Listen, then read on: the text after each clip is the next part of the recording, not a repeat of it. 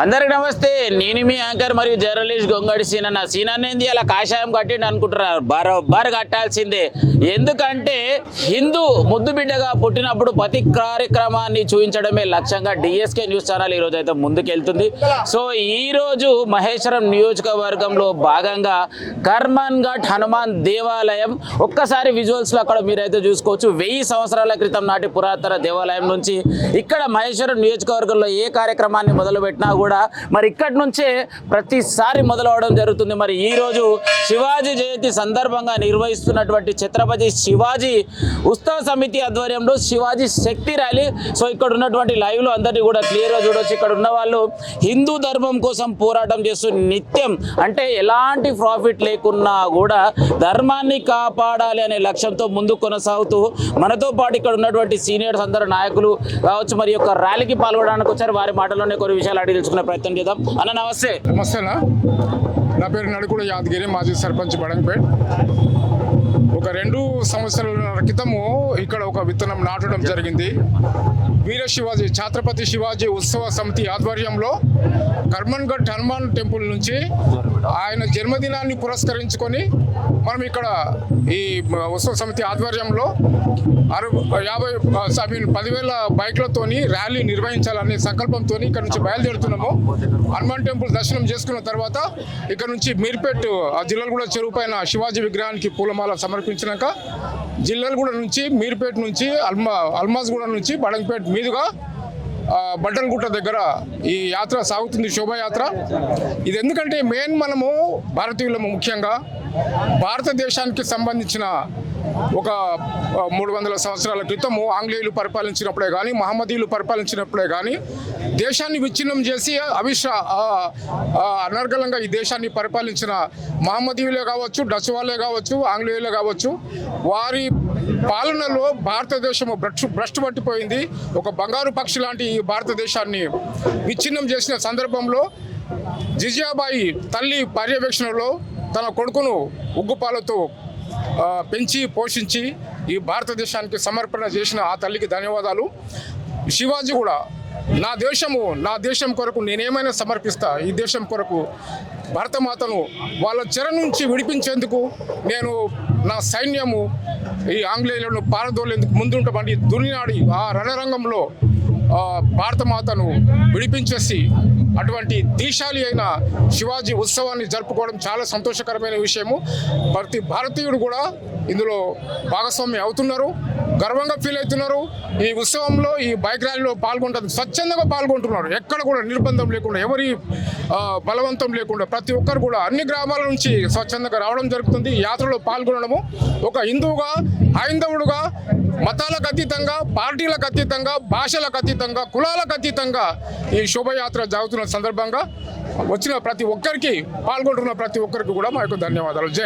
So right, మనతో పాటు యాదగిరి అన్న గారు విశేషమైన మరి తన అమూల్యమైన సందేశం తెలియజేశారు. అదేవిధంగా మరి ఛత్రపతి శివాజీ ఉత్సవ సమితి మరి శివాజీ శక్తి ర్యాలీ యొక్క ప్రెసిడెంట్ గారు పోరెడ్డి శ్రీనివాస్ రెడ్డి గారు మనతో పాటు ఉన్నారు. వారి మాటల్లోనే కొన్ని విషయాలు అడిగి తెలుసుకునే ప్రయత్నం చేద్దాం. అన్న నమస్తే. నమస్తే. ఎట్లున్నది సీనన్న? అంతా బాగానే ఉంది. మొత్తం మీద ఏదేమైనా మీరు ఈ యొక్క ర్యాలీకి ప్రెసిడెంట్ అయినందుకు మా ఛానల్ తరఫు నుంచి కృతజ్ఞతలు తెలియజేస్తున్నాను. కూడా ధన్యవాదాలు చెప్పాలి. మరి ఈ రోజు మొదటి ర్యాలీ మీ ఆధ్వర్యంలో నిర్వహిస్తున్నారు కదా, మరి ఎట్లా చేస్తారు, ఏమేమి చేస్తారు, 7కెళ్ళి ప్రారంభం 7కెళ్ళి ఎండింగ్ అయితే అసలు ఎట్లా చేయబోతారు ఈ ప్రోగ్రామ్? ఈసారి కని విని ఎరగని రీతిలో మనం బస్తీ మీటింగ్లు పెట్టి మన హిందువుల ఐక్యత చాటాలి. మనం ఎందుకంటే చూస్తున్నాం సమాజంలో రాజకీయ పార్టీలు మరి హిందువులను మళ్ళీ పాత రోజులు గుర్తుకు తెస్తున్నారు. బాబర్ కాలంలో 1200 సంవత్సరం 12వ శతాబ్దంలో ఏ విధంగా అయితే వాళ్ళు వ్యాపారం అని వచ్చి చిన్న చిన్న రాజ్యాలను జయించి పెద్ద రాజ్యాలుగా ఏరి సుల్తాన్లు వీళ్ళంతా ఎవరైతే కుతుబ్ షాహీలు, ఆదిల్ షాలు, బిదర్ అయితే బీజాపూర్ సుల్తాన్లు ఏ విధంగా అయితే వచ్చి మన అస్తిత్వాన్ని దెబ్బకొట్టి ఆ రోజుల్లో 740 సంవత్సరాలు మొత్తం వాళ్ళ పరిపాలన సాగింది.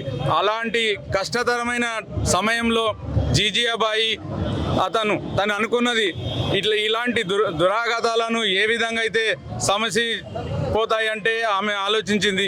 ఇది మనం ఒక ఏదైతే తను బిడ్డ జన్మనిచ్చిందో ఛత్రపతి శివాజీ మహారాజ్ దానికి చిన్నగా ఉన్నప్పుడే ఉగ్గుపాలతో పాటు దేశభక్తి, నా దేశం పరాయి పాలనలో మగ్గుతున్నది, మనం క్షేత్రాలకు వెళ్ళాలన్నా పన్ను కట్టాల్సిన రోజులు, బొట్టు పెట్టుకోవాలన్నా పన్ను కట్టాల్సిన రోజులు, ఏదైతే త్రివేణి సంగమంలో స్నానం చేయాలన్నా కానీ అలాంటి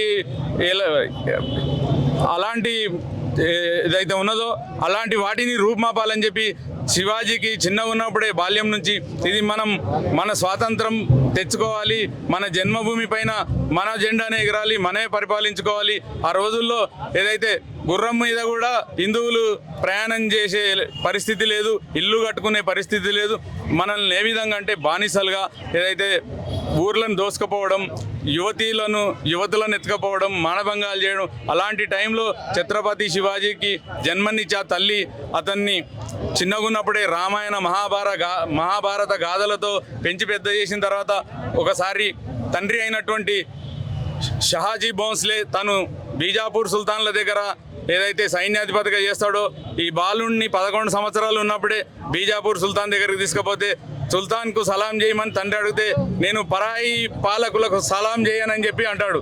ఆ టైంలోనే ఆ సుల్తాన్ ఈ బాలుడు చిన్నగా ఉన్నాడు కాబట్టి వేరే పెద్ద శిక్ష విధించలేము, ఒక రాజ్య బహిష్కరణ శిక్ష విధిస్తే తల్లిగారైనటువంటి జీజియాబాయి ఈ శివాజీని తీసుకొని మధ్యప్రదేశ్లో ఉన్నటువంటి మన ఓంకారేశ్వర్ ప్రాంతంలో అక్కడ ఒక అడవిలో ఒక 2-3 సంవత్సరాలు అక్కడ ఉండి అప్పుడే అతనికి ఏదైతే యుద్ధ నైపుణ్యత అవన్నీ నేర్పించేసి మళ్ళా ఆ సమయం అయిన తర్వాత ఇక్కడికి వచ్చిన తర్వాత అతను 12-16 సంవత్సరాల వయసులోనే ఒక 1000 మంది స్నేహితులనే సైనికులుగా చేసుకొని ఆ బీజాపూర్ సుల్తాన్ల పైన దాడులు చేసి ఆయుధాలు తీసుకురావడం, అదేవిధంగా సైన్యాన్ని పెంచుకుంటూ ఒక్కొక్క కోటను జయిస్తూ అతను జీవించిన కాలం 50 సంవత్సరాల్లోనే మొత్తం 350 సంస్థానాలను కోటలను జయించి కన్యాకుమారి వరకు పరిపాలించి చక్రవర్తి అయినటువంటి ఘనత అతను ఎప్పుడు రాజ్య సుఖాలు అనుభవించలేదు, నిత్య పోరాట వీరుడు.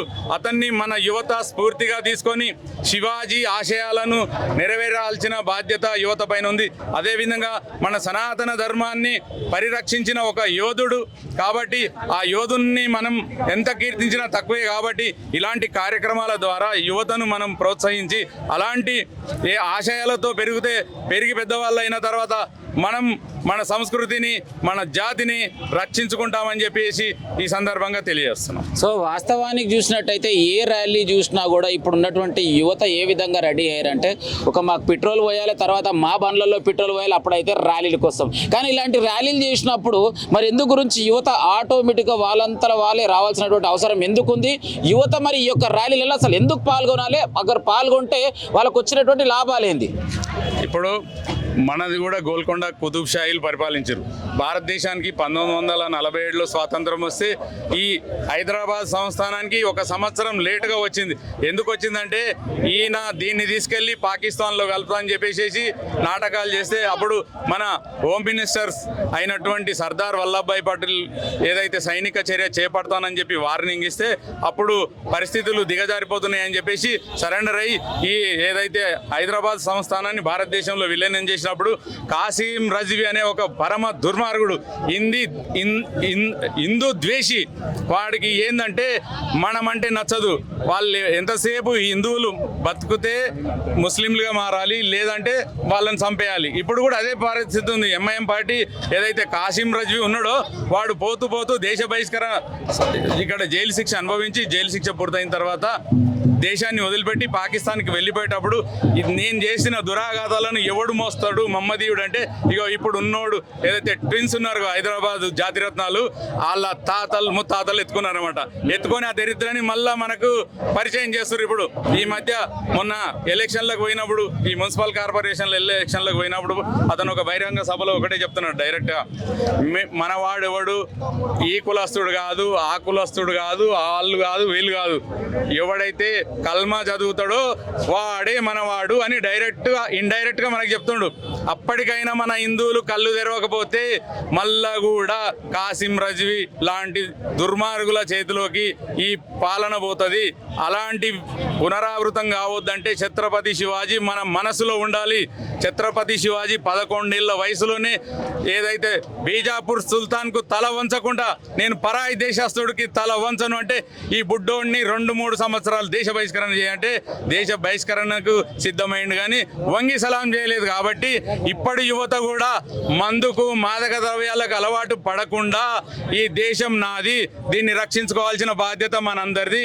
మనం పోవడానికి వేరే దేశాలు లేవు, చుట్టూ 3 సముద్రాలు ఉన్నాయి. నువ్వు ఇంకా పోతే బంగాళాఖాతంలో దుంకి సావాల్సి వస్తుంది. కాబట్టి ఇది అందరి మా స్వార్థం ఇందులో ఏం లేదు. మనం అందరం ఐక్యంగా ఉండాలి. మనం ఎవరిని ద్వేషించట్లేదు, ఎవరిని విమర్శించట్లేదు. మన జాతికి ఎవడైతే అన్యాయం చేస్తాడో వాడే మన శత్రువు.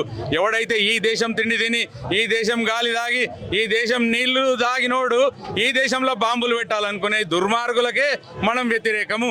అందుకే ఇట్లాంటి ఛత్రపతి శివాజులు వాడలో తయారు కావాలంటే మన అలవాట్లు మారాలి. ఈ మందు దుకాణాలకు ఎక్కడికి పోయి యువత మందు తాగడం మానేయాలి. తల్లిదండ్రులకు గర్భశోకం, ఆయుష్ తీరకముందే సస్తున్నారు. 25 ఏళ్ళకే వాడు ఊగుకుంటా పల్టీలు కొట్టుకుంటా లేస్తారు. చదువుకునే పిల్లల నుంచి ఇలాంటి వాటిపైన మేము అవేర్నెస్ తీసుకురావాలి. పిల్లల్లో మార్పు రావాలి, దేశభక్తి పెంపొందించుకోవాలి. ఇలాంటి మహావీరుల గాథలు మనం స్మరించుకోవాలని చెప్పేసి ఈ కార్యక్రమాన్ని ఎలాంటి స్వార్థం లేకుండా, మీరు అన్నారు పెట్రోల్ వేయాల్సిన అవసరం లేదు. పెట్రోల్ ఎవరైతే పోసుకోకుండా వస్తారో వాళ్ళే రండి. పెట్రోల్ పోయించి తీసుకొచ్చి చేయాల్సినంత అవసరం లేదు. ఆయన ఛత్రపతి శివాజీకి జీతాలు ఇవ్వలే, సైన్యం దగ్గర డబ్బులు లేవు, కోటలు లేవు. ఒక చిన్న కోట, ఆ కోట నుంచే 12 కోటలు చేయించిండు. కోటలతో పాటు 350 సామ్రాజ్యాలను చేయించి కన్యాకుమారి దాకా పాలించి ఐందవ సనాతన ధర్మానికి చిహ్నమైనటువంటి ఈ కాషాయ ధ్వజాన్ని ఈ గడ్డపై రేపరేపలాడిసిన మహోన్నత వ్యక్తి. అతని గురించి ఎంత చెప్పినా తక్కువే అని చెప్పేసి ఈ సందర్భంగా తెలియజేస్తాను. రీసెంట్ గా మహేశ్వరం నియోజకవర్గంలో చౌరస్తా పైన శివాజీ విగ్రహాన్ని ఏర్పాటు చేస్తే పోలీసులు ఇక్కడ ఏర్పాటు చేయొద్దు అని చెప్పేసి అక్కడ ఉన్నటువంటి యువత మీద లాఠీ చార్జ్ చేసి విగ్రహాన్ని తొలగించడం జరిగింది. ఈ యొక్క మళ్ళీ ఆ యొక్క విగ్రహాన్ని ఏర్పాటు చేసిన మీ విధంగా సపోర్ట్ ఏ విధంగా ఉండబోతుంది? అయితే ఈ విషయాన్ని మేము సెంట్రల్ హోమ్ మినిస్టర్ దాకా తీసుకెళ్ళదలుచుకున్నాం. సెంట్రల్ హోమ్ మినిస్టర్ దగ్గరికి తీసుకెళ్తే ఈ సమస్య తొందరగా పరిష్కారం అయితే. పోలీసులు వాళ్ళ డ్యూటీ వాళ్ళు చేస్తారు. వాళ్ళు ఎందుకు చేస్తారు? ఉద్యోగం చేస్తారు. వాళ్ళు నెల జీతం వస్తుంది కాబట్టి ఇక్కడ ఏదైతే ప్రభుత్వం రూలింగ్ లో ఉందో వాళ్ళు చెప్పిన మాట వాళ్ళు చేస్తారు. వాళ్ళది ఏం తప్పులేదు, అంతే కదా. ఇప్పుడు ఎవరైతే ముఖ్యమంత్రి గారు ఉన్నారో మిస్టర్ రేవంత్ రెడ్డి గారు, హిందువుల మెజారిటీ పీపుల్ ఓట్లు హిందువులు వేస్తే ఆయన ముఖ్యమంత్రి అయ్యాడు. ఆయన ముఖ్యమంత్రి అయ్యి ఒక బై ఎలక్షన్లకు పోయి ఏమో ముస్లింలు అంటే మా పార్టీ అంటే ముస్లింలు అంటే, మరి ఇప్పుడు ఎవరు మీ వాళ్ళు కాదంటే మీకు ఓట్లు వేసిన వాళ్ళు మీ వాళ్ళు కాదన్నప్పుడు నువ్వు రాజీనామా చేసి, అయ్యా మీ హిందువుల ఓట్లు మాకు అవసరం లేదు, మేమంటే మమ్మదీలు అంటే మేము, కాబట్టి మీరు మమ్మదీలో ఓట్లేసే గెలవండి. మేమందరం ఓటేసినాం కాబట్టి మీరు అందరినీ సమాన దృష్టితో చూడాల్సిన బాధ్యత ముఖ్యమంత్రి పైన ఉన్నది. ఇలాంటి చౌకబారు వ్యాఖ్యలు ఏదైతే అత్యుత్తమైన పదవి ఏదైతే రాష్ట్ర ముఖ్యమంత్రి ఉన్నారో అది మాట్లాడడం అతని హోదాకు తగదు. అతను అంత దిగజారి మాట్లాడాల్సిన అవసరం లేదు. ఇంకో ఎలక్షన్లకు పోయిండు, నేను రేవంత్ రెడ్డిని కాదు రేవంతుద్దీన్ అని డైరెక్ట్ చెప్పేస్తున్నాడు. మరి నువ్వు ఎవరి మెప్పు కోసం చెప్తున్నావు? నువ్వు ఎవరి కోసం చెప్తున్నావు? అంటే హిందువులు పనికి మాలినోళ్ళు ఏదన్నా సహిస్తారు, అయినా మళ్ళీ మాకు ఓట్లేసి గెలిపిస్తారనే కదా నీ ఉద్దేశం. ఫైనల్ గా ఈ ర్యాలీకి ముఖ్య అతిథులు ఎవరెవరు రాబోతున్నారు? ముఖ్య అతిథులు మన హిందూ శేఖర్జీ గారు వస్తున్నారు, అదే మన అందేల శ్రీరాములు యాదవ్ గారు వస్తున్నారు. ఇది రాజకీయ వేదిక కాదు కాబట్టి రాజకీయ నాయకులు ఎవరు రావట్లేదు. ఇది అందరూ స్వచ్ఛందంగా రావాలి, పార్టీల అతీతంగా రావాలి. ఇందులో ఎలాంటి స్వార్థం లేదు. కొందరు అనుకుంటున్నారు ఇది బీజేపీ ర్యాలీ కాదని మేము 100 సార్లు దండం పెట్టి చెప్పినాం. ఇదంతా శివాజీ ఉన్నప్పుడు ఏ కాంగ్రెస్ పార్టీ లేదు, ఏ టీఆర్ఎస్ పార్టీ లేదు, ఏ కమ్యూనిస్ట్ పార్టీ లేదు, అసలు ఈ పార్టీల అస్తిత్వమే లేదు. శివాజీ స్వరాజ్యం నా జన్మకు అంటే బాలగంగాధర తిలక్ ఆ నినాదాన్ని తీసుకొని ఈ గణేష్ ఉత్సవాలు అనేటివి ఏర్పాటు చేసిండు. ఆ గణేష్ ఉత్సవాల కార్యక్రమంలో హిందువులంతా ఐక్యత అయి స్వాతంత్రోద్యమంలో పోరాటం చేసి స్వాతంత్రం సిద్ధించిందని చెప్పి ఈ సందర్భంగా తెలియదు. దీనికి అంతటికి ఆరాధ్యుడు ఛత్రపతి శివాజీ మహారాజ్ అని చెప్పి ఈ సందర్భంగా తెలియజేస్తాం.